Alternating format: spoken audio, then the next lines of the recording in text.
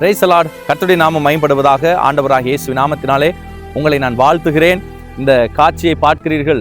மிக நேர்த்தியாக இந்த நிலத்தை உழுது பக்குவப்படுத்தி வைத்திருக்கிறார்கள். இதில் எந்த ஒரு கற்களோ முட்களோ தேவையற்ற புட்களோ எதுவுமே இல்லை. அதாவது விதை போடுவதற்கு ஏற்ற நிலமாக இதை ஆயத்தப்படுத்தி வைத்திருக்கிறார்கள். இதை போலத்தான் உங்களுடைய என்னுடைய இருதயம் கூட ஆயத்தம் உள்ளதாக இருக்க வேண்டும். கர்த்தருடைய வார்த்தை என்கிற விதை இப்படிப்பட்ட ஆயத்தமாக்கப்பட்ட இருதயத்தில் விதைக்கப்படும் போது அது தடையில்லாமல் முளைத்து அந்த வசனமாகிய விதை நமக்குள்ளாக செழித்து அந்த ஆசீர்வாதங்களை நம்முடைய வாழ்க்கையில் கொண்டு வரும். இன்றைக்கு எத்தனையோ தேவ பிள்ளைகளுடைய இருதயம் இப்படிப்பட்ட பக்குவத்தில் இல்லை.